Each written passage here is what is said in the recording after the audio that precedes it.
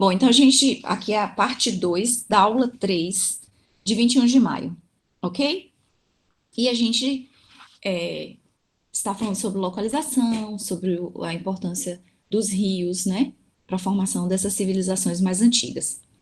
Aí, como nós dissemos na primeira parte, aí trago aqui um foco nas áreas de ocupação mais antigas do continente americano, né, que se vocês veem, está na região central, na América Central, e parte na América do Sul. Essas regiões aqui, para quem tiver algum interesse, elas são regiões em que há muita movimentação sísmica, ou seja, tem muito vulcão e muito terremoto, por conta aqui, ó, existe uma separação de uma placa tectônica. Mas isso não é nosso conteúdo, não, apesar de que é importante dizer, ou seja, as primeiras civilizações, elas acabaram se formando em áreas de que não eram de tão simples habitação, né? Até hoje é uma área de muita movimentação sísmica. Aí aqui a gente fala dessas civilizações astecas, incas e maias, né? Então elas se formaram aí nessa região. Os incas, América do Sul, maias e astecas, América Central. Então, vocês veem que as civilizações mais antigas estão na América Central e do Sul. E aí a gente volta cá para África e Ásia, certo? E aí, com aquele foco nas civilizações dos grandes rios, grande em tamanho e importância. E aqui vamos para o Egito, né? Olha só como eu utilizo o espaço geográfico para a gente pensar primeiro, né? Onde é que fica? Então, olha só, vamos para esse mapa aqui um pouco da esquerda, que ele mostra o Rio Nilo, né? O Rio Nilo é o seguinte, essa área aqui, ó, do sul, ela é mais alta. Ela chega, não chega a ser um planalto, mas ela é mais alta. Então, o rio, ele corre de sul para o norte e deságua no mar Mediterrâneo. Então, assim, essa área aqui é mais montanhosa, e aí o rio, ele nasce um pouco mais aqui ao sul, ele nasce e ele vem desaguando. Então, inclusive, tem algumas cataratas. Quer dizer, existiam, né? Hoje o rio ele tem outro fluxo, tá certo? Pense que nós estamos estudando a região na antiguidade. Então, o que que acontece? Ele tem essas cataratas que ele vai descendo. Quando chega aqui, é uma planície. E o rio, ele se forma em delta. Todo mundo sabe o que é a figura delta, né? Se não souber, anota aí e depois faz uma pesquisa, tá certo? Ou o hiperlink da aula de história, como a gente precisa estar atentos a essas informações todas. Mas eu acredito piamente que vocês saibam. Mas se por acaso não souber, anota e vamos olhar o que é o delta. A forma do delta, né? Que está em outras ciências, está em várias situações que a gente precisa. Então, assim, o Rio Nilo, ele vai correndo de sul para o norte, deságua no mar Mediterrâneo, aqui se forma em delta. Então, essa região aqui, ó, ela é planície e tem o rio com vários afluentes, ou seja, a região mais interessante para agricultura, plantação, desenvolvimento de várias culturas, a depender do que Harari fale, o que, né, seja quem leu lá o texto de Harari para responder a questão, o autor ele traz outra perspectiva dessa revolução agrícola, né, muito interessante. Mas nós vamos comentar depois que nós terminarmos de fazer a atividade. Então, voltemos ao Egito para pensar. Então, assim, o Rio Nilo está aqui, do lado tem o Mar Vermelho, esse Mar Vermelho aqui nós vamos conversar bastante sobre ele, falar depois, né, porque tem toda uma movimentação aí, o pessoal que saiu lá da Palestina para vir para cá, mas aí a gente fala depois. E aí nós temos uma região aqui, que o rio, uma região ocupada, que vai ter alguns nomes, né, a gente tem o Baixo Egito. O Baixo Egito fica aqui no norte, por que é baixo? De baixo relevo, planície. E o Alto Egito, porque era mais alto, em termos de altitude mesmo, e outras montanhas. E as terras mais férteis em torno do rio. Aí lembrando que, se você se afasta do rio aqui, você vai encontrar um território árido e o Mar Vermelho. E olha o que está escrito aqui: deserto da Arábia, deserto da Líbia, e para a esquerda aqui nós temos aquele grande deserto do continente africano, que todo mundo deve estar sabendo qual é, né?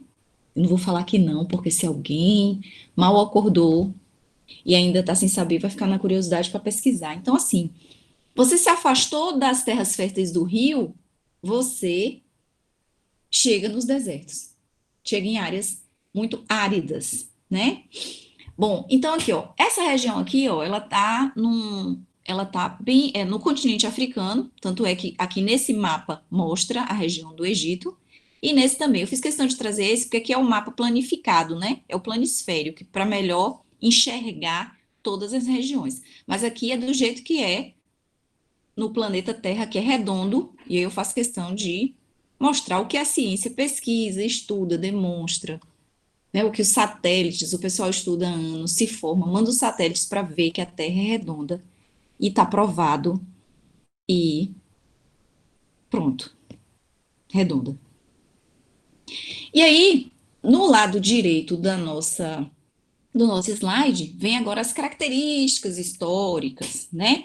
Então, assim, ó, o Egito, para começar, a gente está falando já aqui de um período chamado de história, portanto, significa que as pessoas que viviam aí nessa região do Egito, próximo ao rio Nilo, e que vão desenvolver uma agricultura, né? Estão desenvolvendo agricultura, já estão formando suas cidades, já tem uma formação do Estado, de outras características das civilizações, vai ter uma escrita.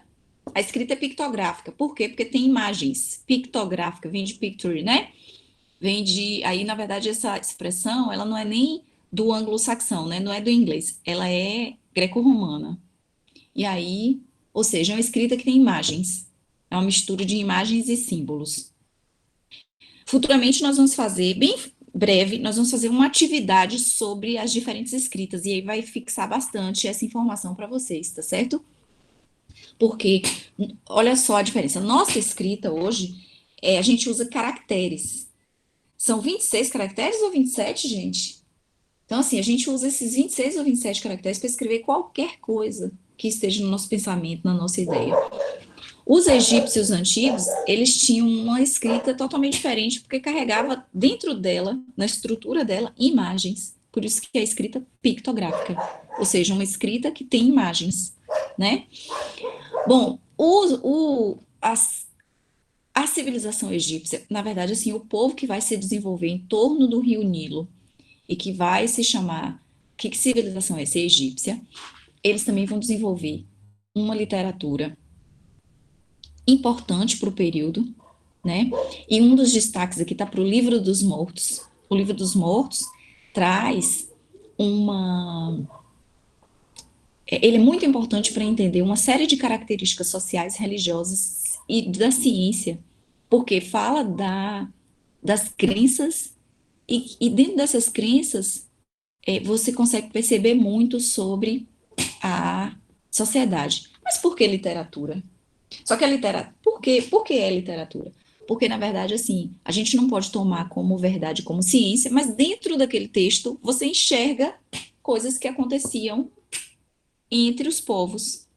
Então, a história, ela usa como fonte variedades de produção de qualquer civilização, principalmente a literatura.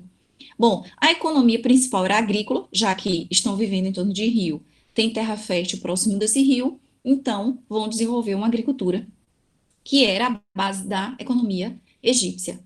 A religião, assim como as outras civilizações, na verdade, a economia agrícola ela é presente em todas essas civilizações também. E a religião, assim como as outras, vai ter uma religião politeísta. A palavra poli, de vários, né? Então, politeísta, vários. Teísmo vem aí da crença em Deus. Então, na verdade, nós temos a crença em vários deuses, certo? Então, esse pessoal antigo, todas as civilizações antigas, com exceção de uma, mas a gente vai ver mais para frente, que também era politeísta, depois se transformou, é bem generosa, né? Tem vários deuses. Então, assim, Eu mesmo não sei dizer quantos deuses tem em cada dessas civilizações antigas, e olha que eu já até contei. Mas a nossa tentativa é falha porque eles acreditam assim que cada coisa no mundo deles foi criada por um Deus diferente. Então, se é rio, mar, terra, relacionamento, as coisas do privado, do público, tem um Deus responsável para cada uma delas, diferente de civilizações ditas monoteístas, que é um Deus que cria todas as coisas. Então, na verdade, a religião é em torno de crer que as coisas foram criadas por um ser diferente. Quer dizer, essa é uma das características do aspecto religioso dessas civilizações. Mas, assim, o que deve marcar para nós é a questão do politeísmo da religião egípcia, certo? Bom, aí tem assim, ó, aqui embaixo tem assim, experiência monoteísta. Teve Akhenaton. Akhenaton foi o nome dado para Amenófis IV, que foi um faraó. Ele, ele quis implantar um monoteísmo no Egito, tentou, mas não durou nada. Assim, durou muito pouco, perto do tempo histórico, né? Não foi feliz e duradoura a tentativa dele. E essa experiência monoteísta foi muito curta, porque ele tentou implantar o monoteísmo, sendo que ele era o sacerdote, assim, o sacerdote de Atom. O nome dele era Amenófis IV, faraó Amenófis IV, e o título dele passaria a ser Akhenaton, sacerdote de Atom. Atom era um dos deuses que ele colocou como principal. E Atom tinha representação, Atom era a figura humana de Ra. Então, ambos eram o Sol. Ra era o deus Sol, e Atom era a representação humana do Sol. Então quem era Amenófis? Era o sacerdote de Atom, Akhenaton. Ele tentou fazer isso, mas assim não foi fácil. A experiência foi localizada nas principais cidades e aí ela também se esvai, né? Ou seja, o Egito continua sendo politeísta. Aí a gente passa, eu vou continuar falando aqui desses pontos, mas aí eu vou passar para os próximos slides aqui, porque eu queria voltar um pouquinho, então, para mostrar essas questões. Então, assim, eu estava falando do politeísmo, né? Eu vou parar aqui no politeísmo e passar para esse slide para mostrar para vocês aqui que esse slide ele traz também centralizado. Ó, Rio Nilo mostra a sedentarização em torno do Rio Nilo. O Egito é uma dádiva do Nilo. Foi Heródoto que disse isso. Heródoto, considerado historiador grego, ele vai dizer o seguinte: Egito é uma dádiva do Nilo. Eu espero que vocês todos saibam o que é dádiva. Se vocês não souberem, vocês anotem aí, né? Por que que ele falou assim? O Egito é uma dádiva do Nilo. Então, assim, quem foi que deu esse presente? Foi o Nilo? Então, assim, o Nilo dá um presente à humanidade, que é o Egito. Então, ele quer dizer o seguinte: que o Egito só existe por causa do Nilo, né? Então, o Nilo que dá à humanidade a civilização egípcia, ou seja, que dá a possibilidade da existência da civilização egípcia. Então, assim, sem o Nilo, a civilização egípcia, do jeito que ela é, não existiria. Então, assim, a agricultura e a criação de gado, ou seja, a domesticação de plantas e de animais, foram primordiais para o desenvolvimento econômico do Egito. E aí chega em religiosidade e politeísmo, ou seja, a religião do Egito tem como principal característica o politeísmo egípcio. Então, se a gente fala politeísmo egípcio, está falando da crença em vários deuses na civilização egípcia, certo? Então, assim, a economia está ligada. Então, assim, aqui a gente segue. A economia está ligada ao Rio Nilo, agricultura, criação de gado e vai ter o comércio. O que é comércio? Trocas, escambo. Essa experiência de eu tenho produto, eu tenho bastante produto assim, eu tenho bastante de um produto só e você tem de outro, então a gente troca, porque para mim, para minha cidade, meu núcleo, minha aldeia vai sobrar, então vamos trocar. Então o comércio ele passa a ser uma atividade econômica. Depois, às vezes eu não troco espécie por espécie, eu vou trocar uma espécie por outra, até a criação de moedas, né?